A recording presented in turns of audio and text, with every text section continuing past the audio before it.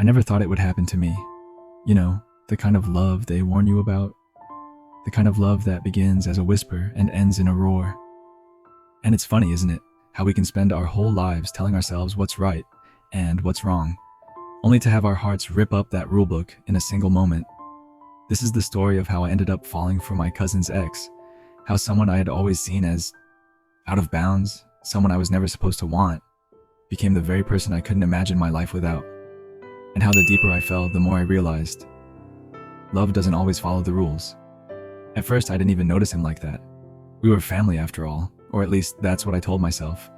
His name was Evan, and the first time we met, he was nothing more than just someone who'd once been my cousin's boyfriend, someone who had already been a part of the family, then had become a shadow of that past, a relationship gone wrong. But somehow, there was always something about him that lingered in the back of my mind, something I couldn't shake. And let's be clear, I wasn't looking for love. At least that's what I thought. I had enough going on in my life, my own mess of emotions, my own battles, but somehow in the chaos of everything, in the way life has of throwing things your way when you least expect it, Evan and I started talking, just small things at first, casual conversation, no big deal, or so I told myself, but it was the way he listened. He wasn't like everyone else, drowning out what you were saying with their own noise, their own thoughts. No, Evan really heard me. And in a way, that kind of attention was something I had never felt before. That's where it started. And I'm not sure if I can pinpoint the exact moment I knew it was more than just curiosity. Maybe it was when I started looking for excuses to talk to him, or when our conversations lingered longer than I intended. Maybe it was the way his gaze felt, the way he could make me feel like I was the only person in the room, like everything else just disappeared. Evan wasn't just anyone. He wasn't some fleeting crush or someone I barely knew. No, he was the kind of person who could walk into a room and shift the entire atmosphere without even trying. There was something about him, an ease in the way he carried himself, like he didn't need to say much to leave an impression. But there was also a depth to him, a quiet vulnerability that made you want to know more, even if you knew you shouldn't. He came into our lives through my cousin Ryan. Ryan was always the golden boy of the family, the one everyone looked up to, the one who could do no wrong. And when he introduced Evan to us, it was obvious, even from the start, that Evan was more than just a boyfriend to him. He was someone Ryan genuinely adored. You could see it in the way Ryan looked at him, like Evan was the only person in the world who mattered. And for a while, it seemed like Evan felt the same way. I remember watching them and thinking how lucky Ryan was to have found someone like him. Evan wasn't just charming. He had a way of making you feel seen, like you weren't just another face in the crowd. He listened, really listened, and he had this ability to make even the smallest moments feel important. And with Ryan, it seemed like he'd found his perfect match. They were inseparable, like they belonged together in a way that made the rest of us a little envious. But then, something changed. I don't know exactly what it was. At some point, the easy smiles and effortless connection between them started to fade. It wasn't obvious at first, just little things, like the way Evan would look away when Ryan spoke, or how Ryan started spending more time with his friends than with Evan. No one said anything, of course. We all just assumed that they were going through one of those rough patches that every couple faces. I didn't ask questions. It wasn't my place. And honestly, I didn't think much of it at the time. Relationships are complicated, and whatever was going on between them was their business. But looking back, I wonder if maybe I should have noticed more, if I should have seen the cracks forming before everything fell apart. The first time I really spoke to Evan, just the two of us, was at that same family barbecue. Ryan had stepped away for a while, and somehow, Evan and I ended up sitting at the same table. It wasn't planned, it just happened. At first it was small talk, weather, work, the kind of meaningless chatter you make when you don't know someone well. But then he started asking me questions, real questions, things that caught me off guard, like what I wanted out of life, or if I believed people could change. And before I knew it, we were having this conversation that felt different. Like he wasn't just talking to me to be polite. He was genuinely curious, genuinely interested. I remember thinking how rare that was. Someone who wasn't just waiting for their turn to speak. He wasn't trying to impress me or win me over. He was just present. And for the first time, I saw him not as Ryan's boyfriend or as part of the family, but as his own person. I won't lie, there was a moment, even then, when I felt it. That pull, that spark of something I couldn't quite name. But I pushed it aside. He was with Ryan. That was the only thing that mattered. Or at least, that's what I kept telling myself. But the thing about feelings is, they don't just disappear. You can try to ignore them, try to pretend they don't exist. But they have a way of creeping back in, of finding you when you least expect it. And with Evan, it was like, no matter how hard I tried to keep my distance, I couldn't escape the way he made me feel. And that was the beginning of everything. Ryan and Evan's breakup wasn't sudden. It wasn't the kind of thing that happened overnight, where one argument blows everything apart. No, it was slower than that. Quieter. Like watching something unravel one thread at a time, so slowly that you don't realize it's falling apart until it's too late. I don't know exactly when it started, but there were signs. Ryan would come to family dinners without Evan, brushing off any questions with a casual, "He's busy." Evan, who had always been so warm and engaging, began to feel more like a ghost in the room, present but not really there. And then there were the arguments. At first they were small, almost easy to miss. A sharp comment here, a frustrated sigh there. But eventually they became harder to ignore. From what I could piece together, Ryan and Evan had been fighting about more than just the little things. There was a distance between them, something neither of them could seem to bridge. And then there were the rumors. I don't know if Ryan actually cheated. He never admitted it, and Evan never said it outright. But there were whispers, friends of friends who claimed to have seen Ryan with someone else, moments that didn't quite add up. And even if it wasn't true, even if nothing actually happened, the suspicion was enough to plant seeds of doubt, seeds that grew into something neither of them could ignore. Evan was the one who ended it. I found that out later, after it was all over. He told Ryan he couldn't keep pretending everything was fine, that whatever they'd had was gone, and Ryan, he didn't fight it. I think, in his own way, he knew it was over too. At the time, I didn't think much of it. Relationships end all the time, right? People grow apart, things change. But looking back, I realized there was more to it than that. Evan wasn't just heartbroken, he was shattered. And Ryan, well, he moved on quicker than anyone expected. Maybe too quickly. As for me, I was dealing with my own mess. I wouldn't say I was looking for love, at least not consciously, but I was lonely, and I think in some way, I had been for a long time. It's not like I didn't have people in my life, but there's a difference between being surrounded by others and feeling truly connected to someone. And for a while, I'd convinced myself that maybe connection just wasn't something I was meant to have. So when Evan and I started talking, it wasn't like I was trying to fill some void. At least that's what I told myself. I don't know when it stopped being just casual. Maybe it was that night on the porch when we stayed up talking long after everyone else had gone to bed.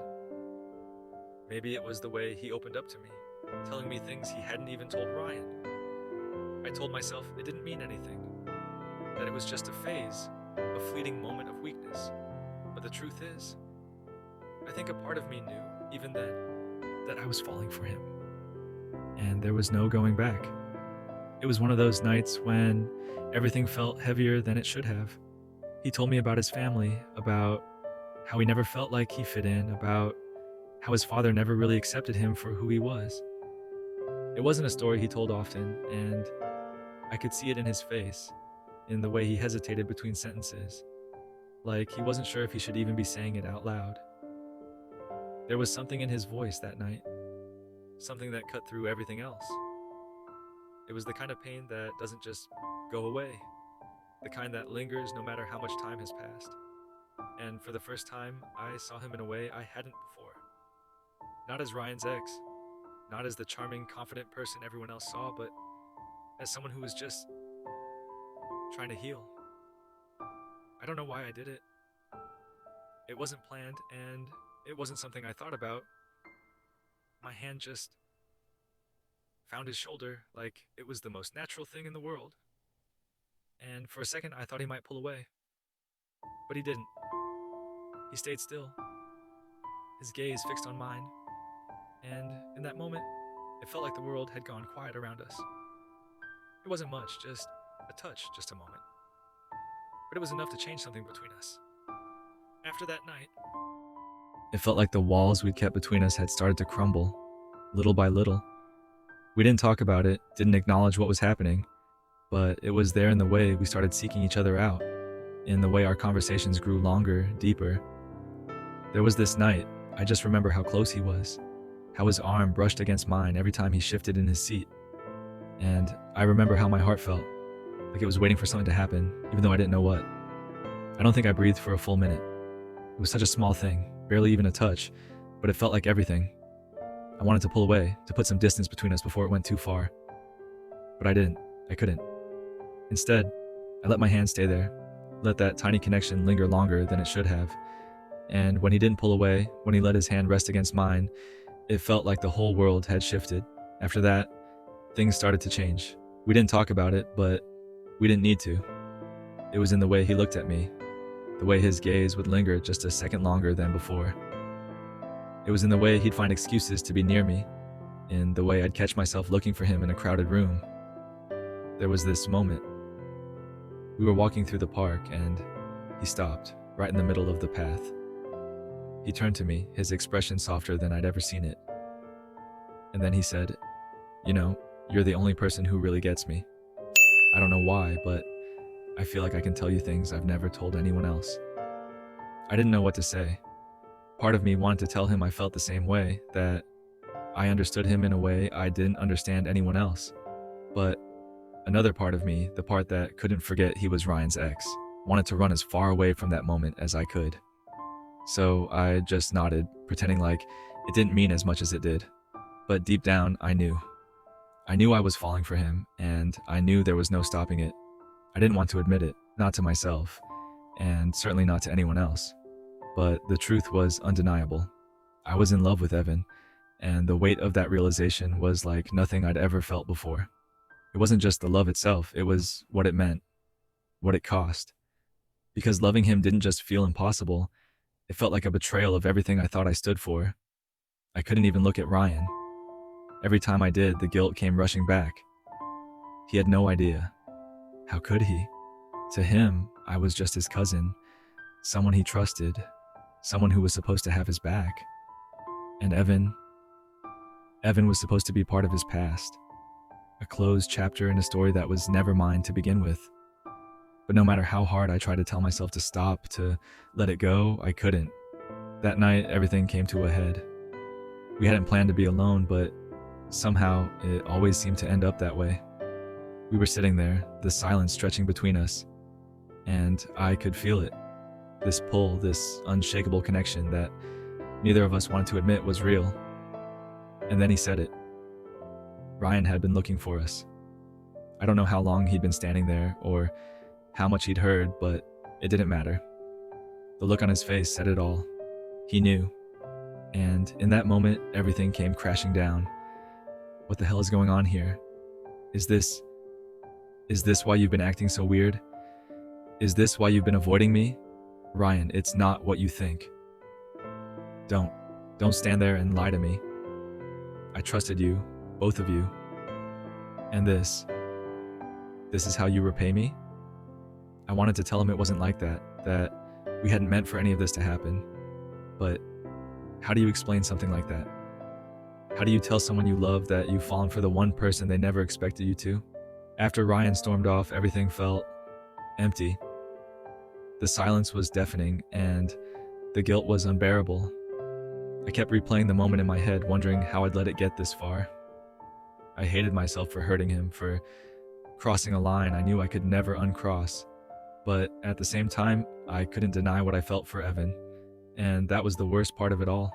knowing that no matter how much I regretted the pain we'd caused, I couldn't bring myself to let him go. Evan came to find me. He said he wanted to talk, to make sense of everything that had happened, but I couldn't even look at him. Every time I did, all I could see was Ryan's face. The way he'd looked at us, like we'd destroyed something he could never get back. And maybe we had. I told Evan to leave, not because I didn't love him, but because I did. And loving him felt like the cruelest thing I could do. To Ryan, to myself, to all of us. But as I watched him walk away, I realized something else. No matter how much I tried to push him out of my life, a part of me would always be tied to him. And that part didn't know how to let go. I didn't know how to fix it. I didn't even know where to start. The air felt thick, suffocating, as if I was trapped inside the walls of a house I'd known all my life, but everything had changed. What had I done? I couldn't even recognize myself anymore. I had crossed a line I never thought I would. I never imagined that I could hurt Ryan like this. And yet, here I was, with the consequences all around me, and I didn't know if I could ever make it right. I wanted to apologize, to fix it, but I had no idea where to begin. And the worst part? I wasn't sure I could fix it at all. Not with Ryan, not with Evan, and certainly not with myself. I kept replaying the argument in my head over and over. It was a few days ago now, but it felt like it had just happened. The confrontation had been inevitable. Ryan had been waiting for the moment to snap, and when it came with all the fury of a storm. You were the one person I thought I could trust. My cousin, for God's sake. You were supposed to have my back. You were my family, and you... Ryan's voice had been so raw, so hurt, and it cut through me like a blade. I stood there frozen, not knowing how to respond, too overwhelmed with guilt and shame. The words he said, he was right. He was my family. I had crossed a line I'd never thought I'd even contemplate. And now he knew. There was no denying it. The truth hung in the air between us, thick and suffocating. I hadn't even realized how badly I'd hurt him until he stood there, eyes wild with betrayal, struggling to hold himself together. The depth of his pain was so much worse than I could have imagined. He had trusted me, and I had broken that trust. How could I justify what I had done? How could I make sense of any of it? I tried to speak, but the words were stuck in my throat. I never wanted it to be like this, I whispered, my voice barely audible. I never wanted to hurt you. I was just confused. It just happened. But I knew deep down that it wasn't a mistake. Ryan shook his head, looking at me like I was a stranger. He took a step back, his chest rising and falling rapidly with each breath, but his eyes were full of sorrow. You knew what you were doing, he said, his voice breaking. You knew exactly what this would do to me. How long, huh? How long have you been hiding this? I couldn't answer. What could I say? The guilt was suffocating. I wanted to tell him the truth, that it hadn't been planned, that I hadn't meant to fall for Evan, but the lie of it all felt so twisted, so wrong. How could I even explain to him that I had allowed myself to fall in love with someone I shouldn't have? The memory of his words still echoed in my mind, each one hammering into me, making it impossible to breathe, to think. And when Ryan finally left the house, slamming the door behind him, I was left standing there in the silence, alone. The sound of his departure felt final, as if something inside me had shattered, something I couldn't pick up again. I didn't know if I could ever make it right. And then there was Evan. The entire situation had broken him too, but in a different way. We were both so tangled in the mess of our feelings, but neither of us knew how to fix it. He hadn't wanted any of this. I hadn't either. But the truth was, we were both trapped now. Evan and I had spent the next few days avoiding each other. It was easier that way. There was no escaping the guilt that weighed on me like 1,000 pounds, but being near Evan only seemed to make it worse. Every time I looked at him, I could see the regret in his eyes, the same way I felt When I finally ran into him again, it wasn't a simple conversation. It was heavy with everything we hadn't said, everything that had been left unsaid. He was standing by the kitchen counter, his back to me when I walked in. There was a stillness in the air, the kind that only comes when everything is broken, but no one has the courage to say it out loud. "I didn't mean for this to happen," he said quietly without turning around. "I didn't mean to put you in this position." I wanted to tell him that it wasn't his fault, that I was the one who had crossed the line, not him. But the words wouldn't come. Instead, I just stood there, frozen in place, feeling every inch of the distance between us. "You're not the one who should be apologizing," I managed to say after a long pause. "It's me. I'm the one who ruined everything." Evan finally turned to face me, and there was something broken in his expression, something vulnerable that I hadn't seen before. His voice was soft, tinged with sorrow. "I don't know if I can fix this," he whispered. "I don't know if I can just go back to how things were." I shook my head, fighting the tears that burned behind my eyes. "I don't know how to fix it either," I said, my voice cracking. "I don't know if we can fix this. I don't even know if I deserve to." The weight of that truth hung between us, both of us unsure of what to do. Both of us caught in the mess of our emotions. I wanted to reach out to him, to tell him I was sorry, but I didn't know if any of that would even matter anymore. And the worst part was that I didn't know if I could walk away from him, if I could walk away from the person I'd fallen for. But I also didn't know if I could stay. I didn't know if I could live with the guilt of hurting Ryan like this, of tearing apart a family I had once been so close to. I spent the next few days lost in my own head, replaying everything over and over, wondering if I had made a terrible mistake. I couldn't escape the weight of what I had done. I couldn't escape the people I had hurt. And as much as I wanted to find a way to fix things, the reality was that I didn't know how. I didn't know if there was a way to put the pieces back together. And maybe, just maybe, I wasn't the only one who had been broken in all of this. It felt like everything had fallen apart, leaving only the echoes of my mistakes. The love I had for Evan was real, and no matter how much I wished I could erase the pain I'd caused, I couldn't deny it. I couldn't ignore the way my heart beat faster when I saw him, the way everything felt just a little more possible when he was around. I spent hours in my own head, questioning everything. I asked myself over and over whether love could really conquer all. I had seen the way betrayal tore through relationships. I had seen how easily trust could be shattered. And yet, I had also seen what had grown between Evan and me. It was fragile, yes, but it was real. I couldn't ignore it any longer. The first step toward reconciliation didn't come easily. Evan and I had been avoiding each other, both of us too afraid to face the mess we'd created. But one day, as if it was inevitable, we found ourselves alone, standing in the same room. There was an awkward tension in the air, a heaviness that hung between us. Neither of us knew where to start, or if we even had the right to start. I wanted to reach out to him, but I couldn't make myself move. The fear of making things worse was too great. Still, I couldn't ignore the pull I felt toward him. "Evan," I said quietly, breaking the silence. "I'm sorry. I never meant for any of this to happen." He looked at me for a long moment, his eyes filled with a mixture of sadness and longing.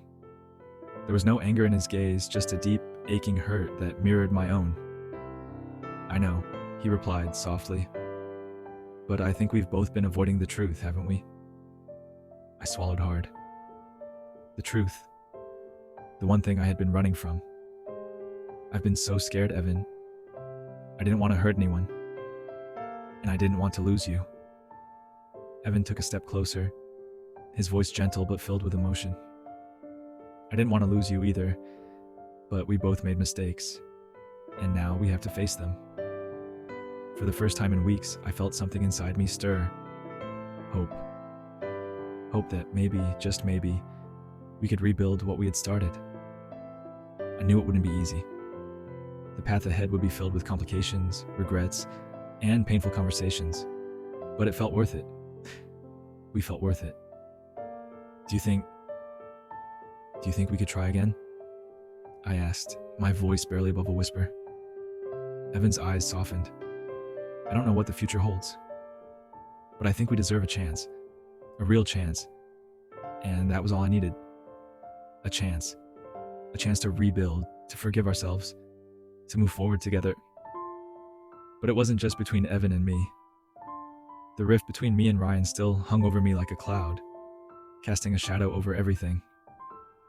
I had to face him. I couldn't avoid the conversation forever.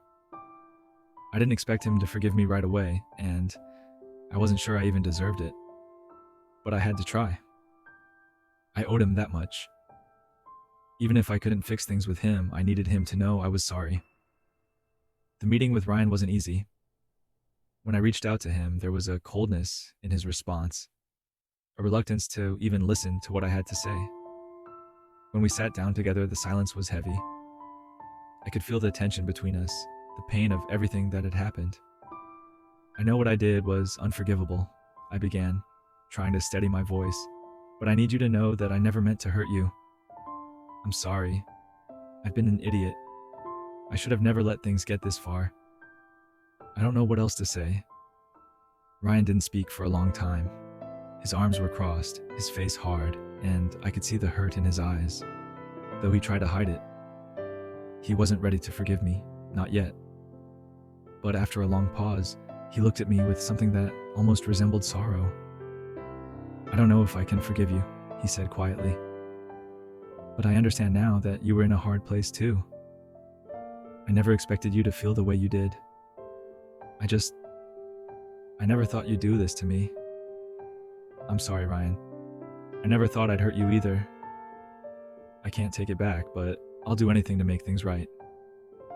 I just need you to know that I'm truly sorry. Ryan's expression softened just a little, but he didn't say anything else.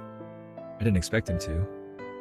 The road to reconciliation with him would be longer than with Evan, and that was okay. I was willing to be patient, but I had to start somewhere, and this was it. As the days passed, I kept thinking about what Ryan had said. I realized he wasn't just angry at me for what I had done. He was hurt by the fact that I hadn't been honest with him from the start. The whole situation was a mess, but I knew now that honesty was the only way to rebuild anything, whether with Ryan or with Evan. And then something incredible happened. Evan and I found ourselves slipping into a rhythm again. It wasn't perfect, it wasn't clean, but we were starting over, building something new from the ruins of what had been. One evening, after one of our long conversations, Evan took my hand.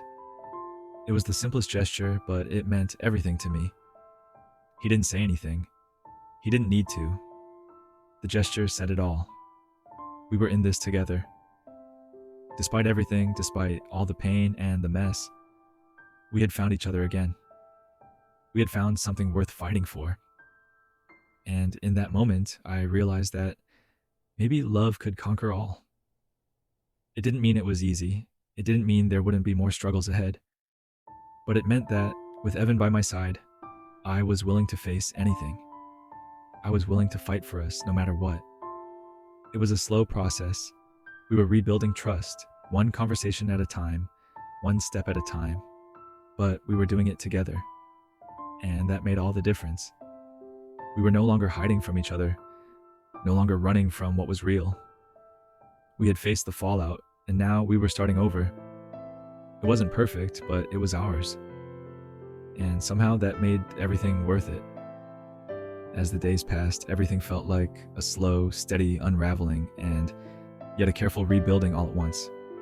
It wasn't perfect. Nothing ever would be. But we were moving forward. Together, Evan and I had learned how to breathe around the pain. It was hard still to find a balance between what was right and what we both wanted, but in a way, I began to understand that sometimes love wasn't about perfection. It wasn't about everything fitting neatly into place.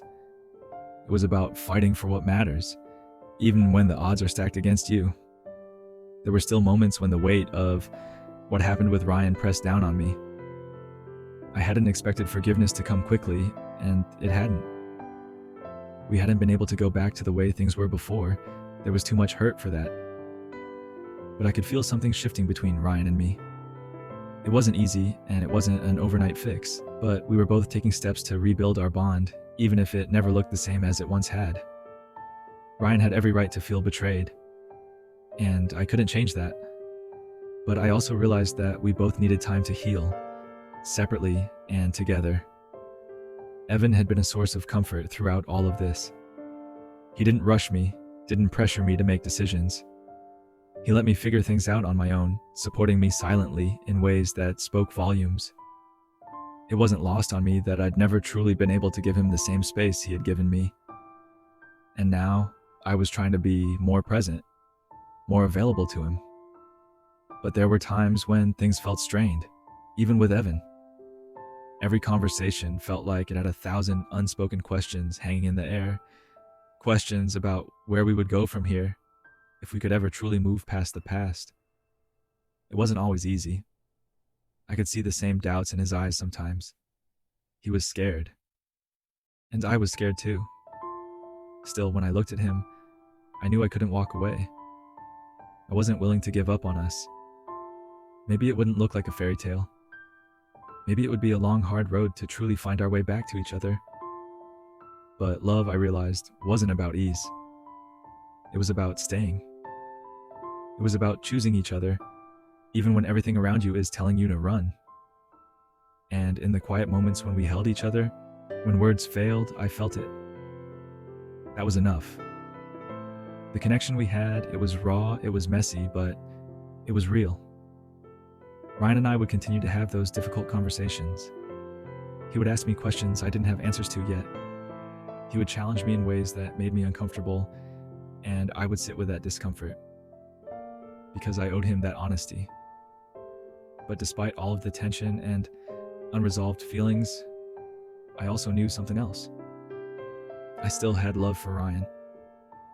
It wasn't the same kind of love I had for Evan, but it was a love shaped by years of friendship, of shared memories, and mutual respect. That love couldn't, just be erased, and even if the relationship was forever changed. As for Evan and me, I didn't know what the future held. Maybe we'd find our way. Maybe we wouldn't. But I had to take the risk.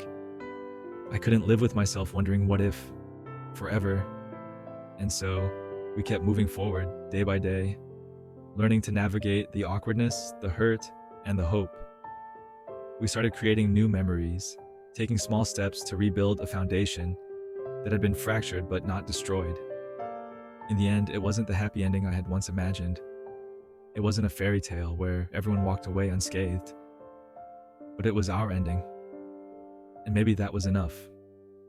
I guess love isn't always black and white. It isn't always easy or simple. It doesn't always come in the form you expect. Sometimes it comes with scars. It comes with mistakes.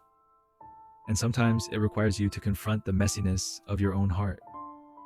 But in the end, love is worth the fight, even when you don't know what the outcome will be.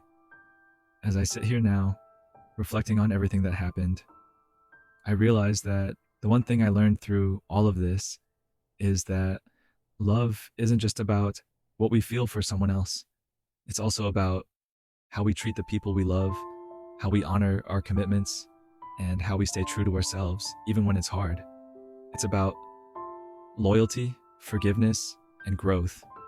And sometimes it's about learning that the path to love isn't always a straight line. Do you think love is worth the cost of betrayal? I've had to ask myself that question countless times. Maybe you have too. I'd love to hear your thoughts in the comments below. Do you think it's possible to love and still make mistakes? Share your stories, your experiences. I want to know how you see this journey. And don't forget to subscribe for more stories about love, heartache, and the lessons we learn along the way. Thank you for listening to my story. I hope it resonates with you no matter where you are in your own journey. Because love, complicated, messy, imperfect love, is something we all deserve to experience in one form or another. Let us know which country you are watching from. We are Pride Stories Unfiltered, your #1 pride.